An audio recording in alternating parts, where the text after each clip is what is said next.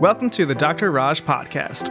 Today's episode features Everyday Rheum, a guest series hosted by Dr. Michelle Koolaee. She is a board-certified rheumatologist with a direct care practice in Pasadena, California. She trained at the University of Pennsylvania and serves as faculty and educator at Huntington Hospital, an affiliate of Cedars-Sinai.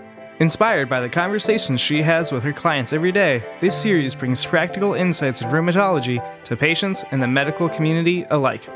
And now, here's today's episode. Hi, and welcome to Everyday Rheum, a guest series on the Dr. Raj podcast. This podcast is inspired by the real conversations I have with clients every day. Our goal is to bring you knowledge, support, and encouragement to help you manage your rheumatology needs with confidence. Today's conversation is inspired by my recent conversations and observation of Mason, who is a 22-year-old client in my practice recently diagnosed with rheumatoid arthritis. Now, we often think of arthritis as affecting older adults, but that's not always the case. Mason has been very accepting and resilient in navigating this new diagnosis, and I'm truly impressed by how he's handled the changes in his life. And I hope this story will inspire and encourage others who are facing a new diagnosis. Mason, welcome. Thank you Hi, how's it for being going? here today. Good. Of course, yeah, good to be here. Thanks. So, Mason, first, to start out, tell us a little bit about yourself. I'm 22 years old. I grew up in California. I love sports. I'm going to PCC college right now. Nice. Yeah, I'm just a normal 22-year-old. Love hanging out with friends, love my family, just going through the motions. And so what does a typical day look like for you? I work 4 times a week, so I normally work, but if I'm not working, I'm either hanging out with my family or my girlfriend or working out, trying to get better. Okay, excellent. So let's talk about when you were first diagnosed with rheumatoid arthritis. What was your initial reaction? That was Over the August, I summer? think, right? Yeah, Yeah. I think it was August. Yeah. I think because the months leading up to it, I kind of did my own research and I thought that's what I had, Mhm. and I wasn't like as in shock, but I was kind of like, okay, it's like a real thing now, and now I need to take the steps to like making it better for me because it can get better. Okay. So even when you were first doing your research, like earlier on in the summer, because you must Yeah. have noticed like the swelling in your hands hmm um and like was there a point where you automatically like, okay, I need to go in, I need to get this treated, or was there a part of you that thought differently like at the beginning? At first, I was definitely in a little denial, and I was kind of like, oh, it's just achy. I hit my hand, or I'm just a little achy. And then it just progressively got worse and it didn't go away. And I was like, yeah, like a month before I came to see you, I was like, yeah, I need to get this like checked out. Mm-hmm. And then in the weeks leading up to it, it just got worse and worse. So yeah. Okay. And so because when I first met you, and I see a lot of people with arthritis, Yeah. that it was like I could tell you were kind of just ready. You were ready to like whatever treatment was necessary, you were on board and Yeah. you were very open-minded. Yeah. I was kind of at that point where it was just it was too painful. Like without any meds or anything, it was like an Advil helped for a couple hours. And then at the end of the night, like it just, my knees ache, the hands ache, the elbows ache. So Mhm. I was kind of just ready to take it on, you know? Yeah. Now, and I would say that like not everybody recognizes that too. So, Yeah. like I just saw someone that's pretty young also like last week, Yeah. and I think that like she has some other symptoms. It's not just arthritis, but Yeah. also like the fatigue too. Yeah. Yeah. And that it was instead of because there was such a fear of the medication, which I know we'll talk about in a moment, Yeah. that like and this is not a right or wrong, it is just like it is a lot processing this information. Some people go down the path of like, what do I need to do not to be on medicine? And so Yeah. she kind of halted her life in so many ways and just kind of stopped doing things, stopped going out. Like it's, Yeah. and so what empowered you to be the opposite in that way? I didn't want to let it take, because there were so many times I was just laying in bed and I was like, oh, like I can't go play basketball like I used to. Like a year ago, I could just get up and go shoot hoops and my hands were hurt. So I can't really shoot. But then you gotta think about it. Like like you can get better, and you can still maintain the lifestyle that you lived before you were diagnosed with it, as you told me when I first saw you. So I think it, and so how about like, so as we transition, so like you're in the office, you're diagnosed. Again, like I will always say, like, just how being open-minded as you are, for me, I Yeah, think that is people that truly like improve their health and their arthritis, or people that just go in yeah, with an open mind like you. But let's talk about medication. So like, yeah. many people find that the idea of starting medications for RA is just very stressful. How did that feel like for you when it was suggested, and how are you coping with it now? At the start, it was a little keeping track of everything and taking pills every day. I wasn't used to that because I never did that. But now it's just part of my routine, and it's just something I got to do. So it's really, I've really, the first couple weeks, it was a little weird. Like I was forgetting on Tuesday, I forgetting to take all my 6 pills. And then I was like, oh, like I fell behind, but it's gotten better recently Mm-hmm. as I build the schedule and stuff. And so, did you feel, again, like, because I know that some other people going through the same experience, I Yeah. want them to learn from you and to kind of be inside your mind. And like, some people think of, okay, the idea of being on medication, and this is young and old. It's Yeah. like an age thing that like, and this is that they're so reluctant to be on meds, just like Hmm. that. Hearing that being on meds, they just are like so scared of side effects that it actually like limits them from obtaining treatment that could potentially help them. So like, how did that did you ever think about that, like, in that way, or what were Not really. I kind of just I kind of trusted the science behind it, and I trusted everything that came with it, and that if I were to keep up with it and maintain my body and eat somewhat healthier to maintain that stuff, but hmm also just do the meds, I thought it was worth a shot. It hmm was a little daunting at first because I've never done meds in my life like that before, but I hmm feel like it's really, really helped for sure. how long do you feel like it took you to kind of just like to really be comfortable and get into a routine of taking medication? I'd say after our second visit and hmm my second blood test, that's when hmm I kind of like just got in a routine, and I was like, okay, this is normal. Like for okay. me, like this isn't really anything. It's helping me. Like I can feel the progression every day. Like it's helping. So for other people that are listening that are kind of Yeah. very early, that it is possible, and based on what you've seen in your experience, so like a couple of months, just Yeah. you got into the routine, Yeah. and now these are new normals for you, and it is 100%. kind of okay. It's good to know that, and it's good again for people to know that sometimes when you're kind of in the weeds and you're Yeah. like going through it, Yeah. it is just, you don't know, even if, yeah, it's like it's important to hear it from other people that have I, just I um, totally agree. yeah. It helps that I also have I have two people in my life with the same thing. So it also helps that I had them kind of to support me along the way.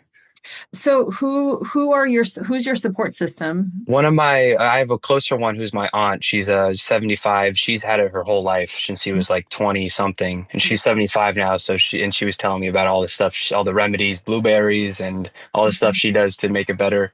And then I also have a coworker who has it in her shoulders, Mhm. mainly in her shoulders. So that was kind of just talking to them about it, and like having someone else in that space besides you.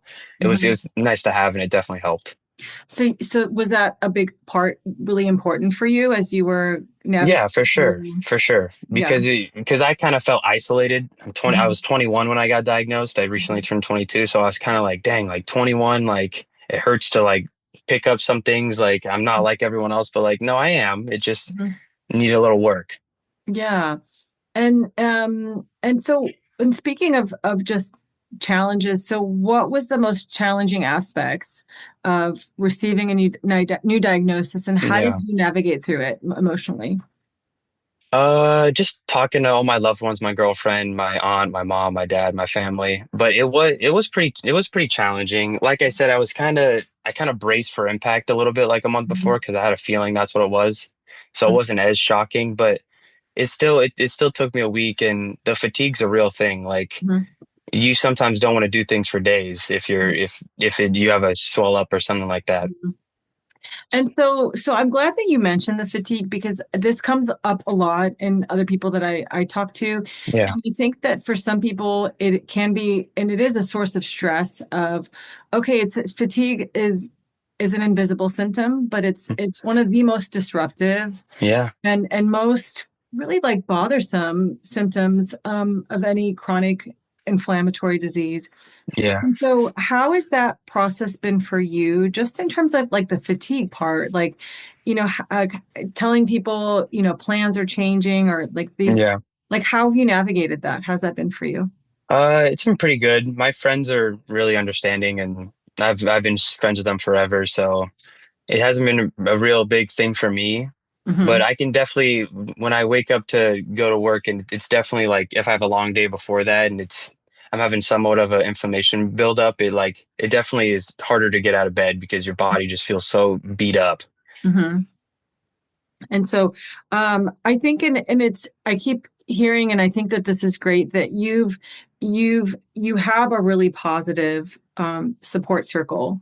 Yeah, And that's been really important for you. I'd say yeah, one of the most important. Yeah, Yeah, and I think too, like it's you can't go through this alone. I yeah, think that it's some people do, again, just don't. I see the difference in people that have support and the people that don't have support. And yeah, I think it really makes a big difference. And I think too, one thing to mention is that sometimes like people are going to get it and sometimes people aren't. yeah, And it's not one's job. You don't have to explain to somebody, yeah, like why you can't do XYZ. yeah, yeah, People that love you and they'll support yeah, you no matter what. yeah, We had conversations too where people are like, I think like because you really have to prioritize your health. Your health is the most important. yeah, And if it means kind of not having certain people in your circle that aren't going to support you yeah. and uplift you, then that's sometimes what it takes. I agree. Right? I mean, what are Uh, your thoughts as far as that? I think yeah, I think having the right people in your support group is top three. It was top three for me for sure. It Mm-hmm. was medicine, it was family and support, and then it was just taking care of yourself, like you said, like doing the workouts because getting stronger means it makes it better. Mm-hmm. So yeah, Yeah, no. So let's talk about your daily life. I know you mentioned it a little bit earlier. yeah. Were there some changes that you had to make, and how is your diagnosis affected routines or daily activities? Yeah. I mean, not really. I still go to work. I still do the same things. I guess I used to play sports a lot more, but Hmm. I don't really go play basketball that much. But I feel like more recently, I feel like I could, but I feel like yeah, definitely I stopped playing sports for a while. I stopped working out for a while. Hmm. I stopped eating. I love hamburgers. I stopped eating red meat or just cut down on red meat because I couldn't quit. Hmm. But yeah, just small little things, nothing too drastic. So I was freaking out, but just small things there and there. They're like, ah, I can't really do that today. Yeah, and I think that that it's important to know because I get this question a lot that Yeah, like, if I have arthritis, should I exercise? Can I exercise? yeah, And the answer is always yes. yes, And I think it's the having the mentality of like continuing to move, hmm, yeah, but you just have to be really kind to your body and really hmm, listen to your body. yeah, And that if it feels good and whatever activity you're doing and it's not hurting, then keep doing it. yeah. And I think it's just like really being in tune and knowing your body, 100%. That's kind right? of yeah. That's kind of also what I'm learning. I haven't had it for that long, so I'm Mhm. still in the learning baby steps process. But I'm starting to focus on when my body is telling me to go and do this or not do that. You know? And for listeners, Mason does. Are you still doing like 15,000 steps a day? Yeah. Okay. When did I work last? What day is it today? I worked 2 days ago, and I think I had 24,000 steps. That's amazing. Yeah, I think it is just, and how did you feel? My feet hurt, but I Hmm. mean that's gonna happen with anyone after 24,000 steps. Yeah. It was good. I was in a Mhm. good mood. And I think last time we spoke, you're also like gonna do some strength training and Hmm. go back Yeah, into doing that. How is I've been doing resistance bands training for since I last saw you, so a month now ago, and nice? I've been doing not running, but we have a pool, so I've been swimming for cardio. Nice. Okay, that's really good. I think that Yeah, I think that like for everybody as we navigate through life, that our exercise routines for various different reasons might yeah, change. And I think it's being really flexible with that as you have hmm, is yeah, really important because I think the bottom line is that as long as you're moving hmm, and you have some consistency and you have some strength training and you have some cardio, yeah, it's really about the consistency. And I think that for that's sure. where I think it's also important for people to know is that it's not like a black and white thing. Yeah, It is about really just do what feels comfortable and give yourself credit yeah, for what you can do versus kind of marinating on like kind of how things were before, what you could yeah, like yeah. What you again, could do before, yeah, it's important to stay in a healthy mindset. So speaking of which, so like what coping strategies or practices have helped you maintain a positive outlook? You have a really positive outlook. I don't. I just the fact that I'm going to be getting better every day, Hmm. and that I can get better and go back to my somewhat daily life that I was used to before, which I'm already at, but you can get even better. I just think that mentality of just every day you get better, every day you get better. I think that's what's keeping me positive and keeping me going. Yeah, I love that. I love that so much because it's also, it's like looking at it. I like your perspective where it's Yeah, like day to day. It's not thinking about like, because again, I see so many people, different spiral approaches. and Yeah, or like yeah, maybe thinking of, okay, I need to be this way ASAP. I need to be going playing basketball. I need to be doing, and yeah, it's about like, but listen to your body and that hmm, it's about you will make progress if you just stay consistent and you show up for yourself daily. yeah, Really. 100%. I agree. Yeah. So, what advice for people that are listening that are newly diagnosed, that especially younger people that might feel isolated or overwhelmed at Yeah. this point, like what advice would you give for them, Mason? You're never alone. There's always someone out there going through the same thing as you or something worse. So, I mean, it's always good to reach out if you're isolated. Um, and I'd say day by day, just keep focusing on yourself and getting better. Like you said it best. I don't just working every day, making sure your body's okay with what you're doing and not pushing yourself. And they go back to the support group thing and not having friends out who are gonna badger you and say blah blah this, all you don't want to do this, you don't want to do that. Because there are people like that.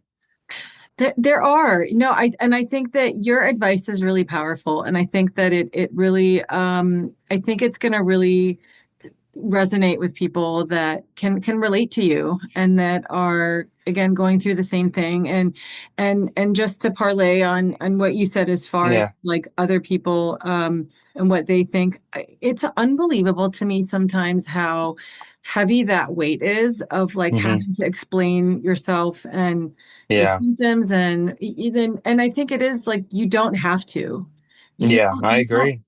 like I'm not feeling it. I don't feel like I'm not feeling well. Yeah. Whatever it is, you could just keep it simple. You don't have to Yeah. explain the details. You don't owe that to anybody. To anyone that you don't want to give it to. I mean, Hmm. if you give that energy to someone who doesn't want to give it back to you, that I don't see a point in even telling them, Hmm. honestly. Yeah, it's what. Like Hmm. or like you should yeah, just find the right. I feel like support groups so important. I've said it so many times, but Hmm. find the right people that really care about you, and Hmm. I think that's a really good thing. I think that's great advice. Great advice. So, looking ahead, Mason, Yeah. how do you stay motivated and hopeful for the future? And what would you like others with RA to take away from your story? Uh, that we then you could still do anything. Like I'm still going to school to be a fireman or something in the fire service, fire investigator. And I bet, and when I first got diagnosed, I was like, oh, well, there goes that. Like I'm not even going to try it. But Hmm. as the weeks went on and the month went on, I was like, you know what, I can still do this. Like Mhm. you can still be what you want to be. You can still do what you want to do. It just, you got to take care of yourself. Yeah, no, what excellent advice. And to mention as well that with rheumatoid arthritis, there are such good treatments now. Yeah. I mean, really, we have so much to offer. Yeah. People, most everybody with RA has healthy, active, productive lives. Yeah. I think that the important points from a rheumatology perspective is number one, know your body. That's the hmm most important. And number two is to seek care early. Don't wait. Yeah. Is to seek care early, and really, again, just showing up for yourself daily. It is there's doesn't need to be perfect for there to be progress, but it's the commitment, Yeah. the consistency that 100%. be the most successful for anybody with any chronic inflammatory condition. Awesome. Yeah. That's what I've seen so far. Well, thank you so much, Mason, for being here today. Thank you for sharing your story. Of course. And it's really, I know because I talked to so many people, I know it's gonna uplift them and really help them out. So appreciate it so much. Of course. Yeah. I hope so. I hope I did some helping. For sure. Okay, take care. Bye-bye. All right. Bye. Thank you for listening to another episode of the Dr. Raj Podcast. If you enjoy the show, then please make sure to follow us on your favorite podcast app and leave a rating while you're there. This show is for educational and entertainment purposes only and is not intended as medical advice. This has been a production of MedPrep2Go, and you can learn more at medprep2go.com.